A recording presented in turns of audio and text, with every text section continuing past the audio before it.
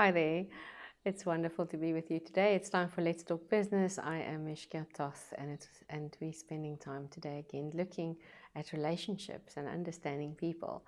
As you remember correctly, last week we talked about understanding myself as the owner or the driver of the business, or whoever you are and in what role you're playing. It's very, very important to understand ourselves. And then we can come to the place where I want to go to today is understanding our staff, or not just understanding our staff, but building relationship with our staff.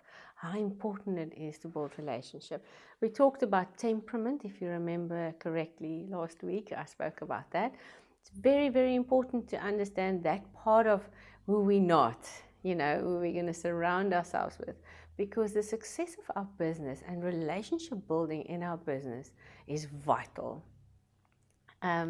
People are important, and very, very much like I mentioned last week, if you are a driver's personality, you're task orientated, it is important that one of the first things that we'll do is to bring in somebody into our business that is people orientated, that is a person that loves loves to spend time with people, that they love to spend time with the staff, because they have to know that they belong.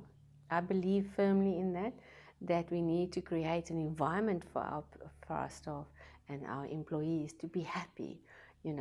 Employees need to be taken care of. We need to make sure in a business environment that we do not, however, it doesn't become a mix. There's got to be certain things in place. So what am I talking about? When we talk about employee relationship, there must be a fine line, and there must be not just a fine line, but defined areas in relationship. A relationship is in this regard is extremely important, because when people know what we expect of them, it's important. A staff member is a person that knows he's actually starting this position. He's going to get rewarded for it. His salary is so much and so much and so much. He's actually giving his time, so he's also trading. He's given his time to us, and that's it. You pay for it, but you want something in return.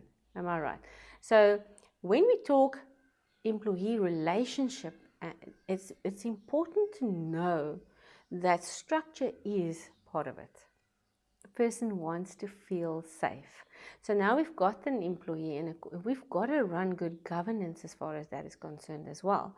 You cannot just say, oopsie, I'm going to have a couple of happy people I employ, or some very, I don't know, what do you call it, motherly people, because they need to love my staff. No, we've got to understand we're in an organization.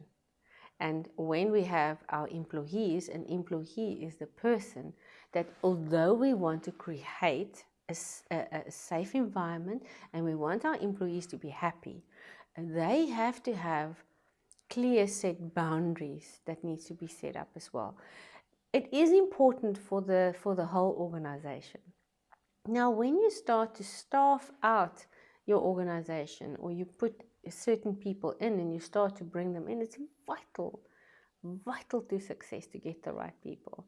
And this is probably, in my life, been one of the greatest challenges, and I do believe that a lot of business owners will agree with me, that getting the right people into the right position and getting the right people into your business is really not an easy task. It is something that takes time, it takes dedication, it takes an understanding of the roles that we want those people to fill.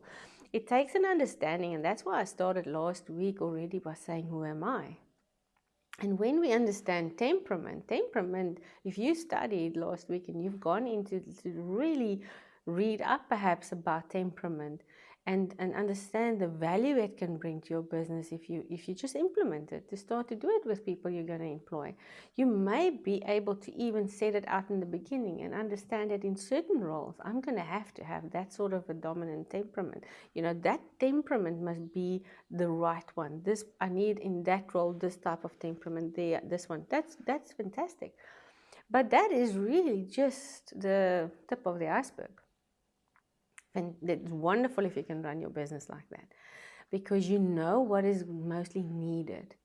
Remember, we spoke about demand in the market. Now it's similar when we talk about employing staff. Employing staff is not just like, I think I'm going to get somebody, I now need a receptionist. Oopsie, let's quickly start to look around for somebody. Put a bit of thought behind it. Who do I really need? What am I going to get that person to do? What is the role? Do a role definition first, not the person. So what is the role that I have to have this person fulfill? What functions would that person be in? Now, can you see where I'm getting to when I talk about relationship? If you get it right, when you employ the right person, because you know what you need, that person, when you see them and you see what experience they have, when you do the interview already, you can start to find out whether I have the right person here or not. You don't create a forced situation, because that is bad for relationships. Now you've got this role, because remember, in your heart, you've got a picture. Very, very often, business people lack in putting that picture into paper. It's important. It's really, really, it's not easy. There you need the personality that will actually take it out and go and put it pedantic into paper, into structure. Because now I've got this picture. Can you see how this happens? How employee relationships can become a problem so quickly. And if we've got one, it just keeps going. It grows and grows and grows and grows. If we don't think through what we want this person to do, we just take anybody. And we say, okay, you can type, you can answer a phone, and speak 2 languages or 3 or whatever. And then we take them in. That's it. Overnight decision. And never thought, what do I really want? What role is this person going to fulfill in my organization? What am I paying for? In other words, the business owner thinks, I'm actually parting with my money again, you see, because now we're talking money that's going out of your organization. So you've got to part with it. So you trade it and you give it to an employee and you say, I'm going to give you this much. For that, I want something back from you. Often there's no communication, because the business owner might be too busy, or they never thought about it, to have a proper role description. Because in his mind or her mind, there is a picture. I'm going to employ this person, they're going to do that for me. But we fail as an entrepreneur or a business owner to communicate that correctly. So that person comes in, they've got no idea. That person doesn't know what we need. They might even come in and do what they used to do. Now we look at it and we think, what are you doing? So I don't mind. See, the pictures are now clashing already. We've got this picture, that person's got a picture in their mind, the way that they think is going to happen. You see? This is what we call a communication gap. And it builds up. Because now the one thing, I'm not going to offend. Maybe I should just say nothing. And the other one doesn't know they're doing something wrong. Silly, but that's the way it happens. It simply means the business owner did not, first of all, take ownership of the role. Everybody you should have a role for first before you get the person. You've got to clarify what your business needs. The business needs something in order for that now to run. What is the role and what functions do I need to fulfill in that position? And then we find the right person, because now we decide, I'm just going to put this person in there. We force it. Stress levels are high. Nothing functions. People are unhappy, because if somebody is unhappy in their role, I'm telling you something, they're going to make the other person also unhappy in their role. So if you even have a big organization and you've got a lot of problems, start there. Go back to the roles, because relationship with the staff starts with a person that's happy in what they're doing as well. They have to be able to feel, we can give people as many smiles as we want to. But if they don't do what they really want to do and they're good at, and frustrations are going to be there all the time. So understand that person that you're putting into that position might be doing their best, but you've put them in the wrong role. And now we've got, it's not working. So very sensitive. It is such a good part of relationship building, because the moment that we've got that person in that position, because they're good at what they're doing and because they feel I fit here, this is right, and I know what is required of me because the work's already been done, the role's been defined. You sit down with them, you say, this is how I'm going to do it, that's what we require from you, that is what we need for you to do. There's no communication gaps at that point. That person is the right person, that's what they do, that's what they're good at, that's where they're happy. You'll find out there's a lot less maintenance.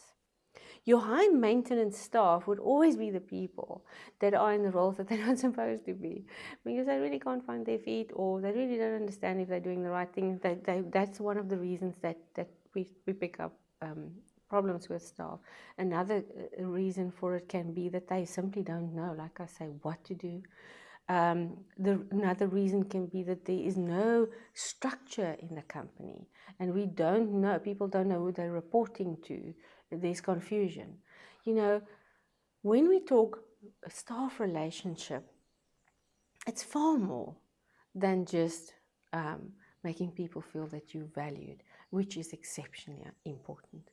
I do believe that on top of this, when we've got somebody in the right role, and we have identified the right person for that role, they're going to start to just flow in it, because that is the something inside of them is going to maintain it.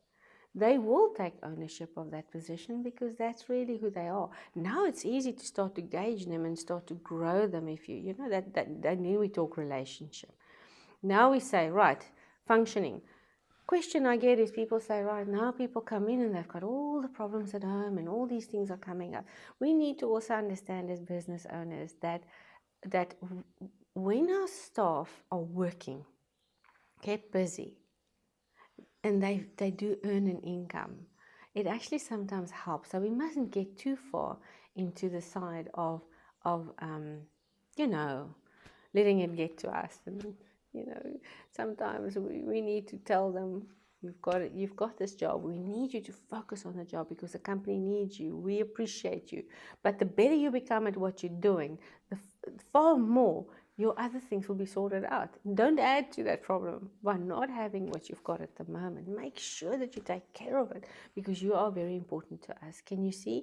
Relationships you want to build with those people, those employees, with your staff. Make sure that you know what they need. If your HR manager or whoever you have now appointed over them, if you're not doing it directly, maybe you're doing it directly, understand what the temperaments are. Understand the roles. Take responsibility as a leader.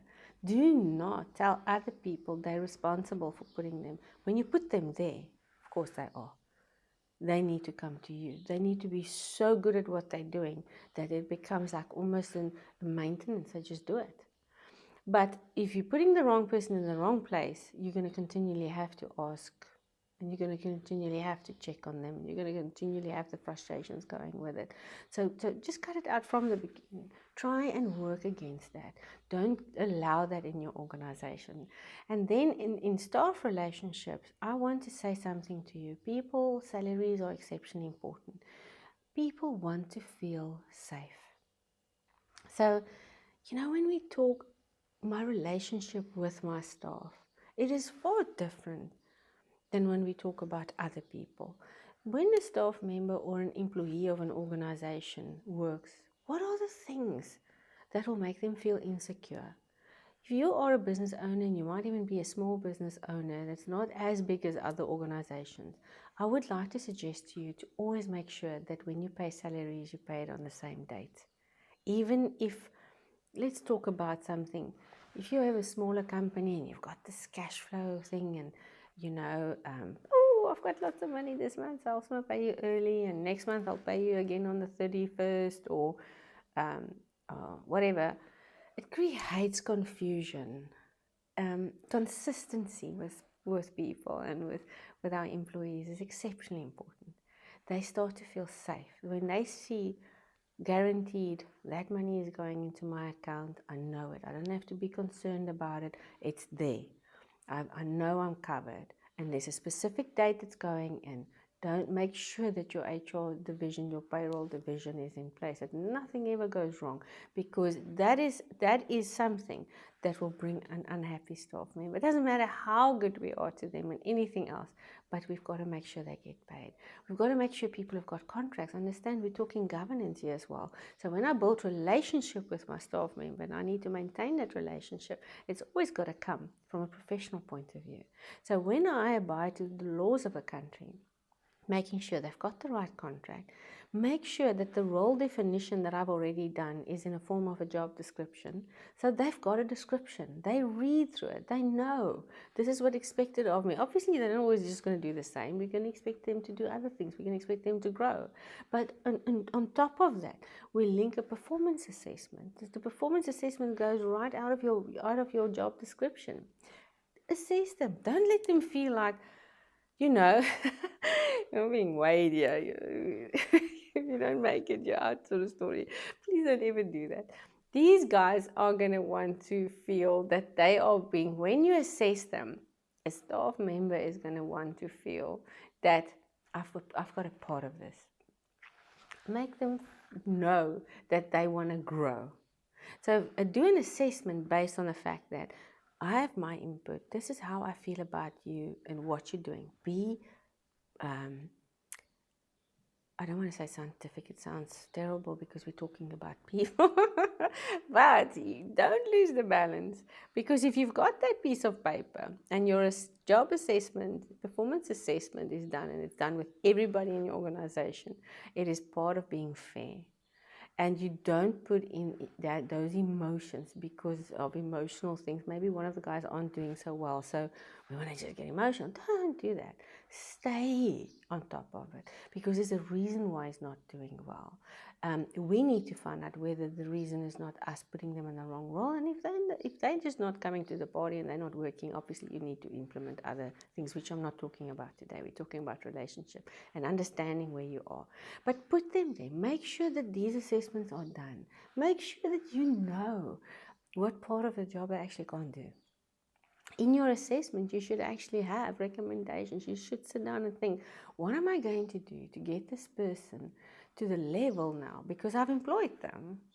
So, and they can perhaps do 80% of what we want them to do. Now, if I want to have a good relationship with my staff member, I need to see they've got a shortfall here. Perhaps I can just get a training going for them. Upskill them, get them into a level where they're once again going to bring that back into your organization. Because once again, yes, it's the person, it's family, it's important. But we cannot build our organization on the desires of people. That is not how we do business. People have to fit the role that the organization needs them to fit. It's important. Because then we start to have order. My organization needs this to be done. I need to find the right, it's like a puzzle piece, put it in that situation, in that slot. It will be an automatic, far less stressful relationship that we'll do. So our preparation on these things are so important. We have to have consistency. We've got to make sure legally we've got our staff members absolutely covered. And then we have to make sure that somebody spends time with them, that in this organization they have someone to talk to, because it is not going to go well every day with them. They are people. They want to feel this is my home almost. I'm going there. They're spending most of their time there.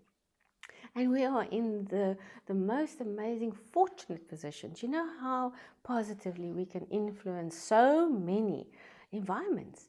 If business owners would just understand that by taking care of their staff and taking care of their employees, by lifting them up, by building them, by challenging them into getting their dreams out there again, do you know how many communities are changed?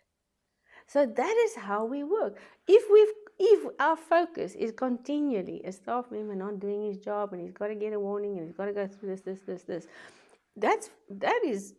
that makes business a frustration. It should not be like that. And if we do it properly and that person is where they're supposed to be, and we start to see them and we start to show them that and make them happy people, they can actually go out there and get happy environments, happy families. We've got a responsibility as business owners to do that for our country and for wherever we are. Okay, that's it. My time is up. Until next week, and then I'll be talking to you about client relationships. Goodbye.